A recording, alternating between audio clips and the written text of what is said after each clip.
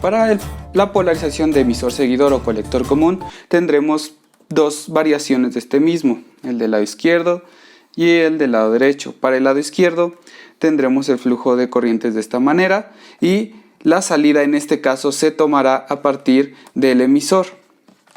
mientras que para el lado derecho la salida se toma a partir de la resistencia del colector, teniendo una corriente de base en ambos, aquí una corriente de colector, una corriente de emisor, nuestra corriente de emisor, nuestra corriente de colector, los voltajes colector-emisor y el voltaje base-emisor para cada uno de ellos. Las ecuaciones que gobernarán nuestros circuitos se sacan como se han venido sacando las anteriores, analizando la malla de base-emisor y la malla de emisor-colector o colector-emisor, dependiendo, igual de este lado, malla 1, malla 2. Para determinar la ecuación del circuito que está a nuestro lado izquierdo, los analizamos de la siguiente forma, que el voltaje emisor-emisor va a ser igual al voltaje de emisor más el voltaje base-emisor más el voltaje de base. Mientras que para nuestro lado derecho tendremos que es el voltaje emisor-emisor igual al voltaje base-emisor más el voltaje de base. Para determinar nuestra ecuación de la malla 2 para ambos circuitos, en la primera tendríamos entonces que el voltaje de colector-emisor va a ser igual al voltaje emisor-emisor menos el voltaje de emisor. Para el voltaje colector-emisor de la segunda malla tendremos entonces esta ecuación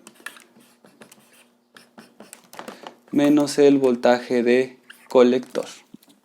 Sustituyendo los valores para la primera ecuación de ambos circuitos, tenemos entonces que la corriente de base va a ser igual a el voltaje de emisor-emisor menos el voltaje base-emisor sobre la resistencia de base más beta más 1, la resistencia de emisor.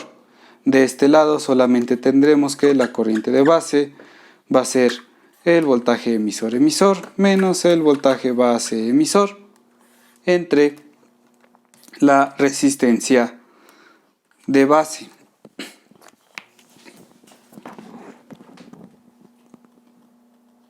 Mientras que para los voltajes de colector, para el circuito 1 y para el circuito 2, esta es la ecuación, por lo que se puede determinar que la corriente de emisor en este caso va a ser el voltaje de colector-emisor, de emisor-emisor menos el voltaje colector-emisor entre la resistencia RE, y para este caso se vería de esta manera.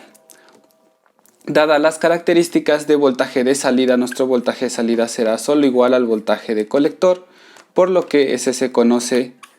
a través de menos la corriente de colector por la resistencia, considerando que la corriente de colector va a ser igual a beta por 1 por la corriente de base. De manera que con estas relaciones nosotros podremos encontrar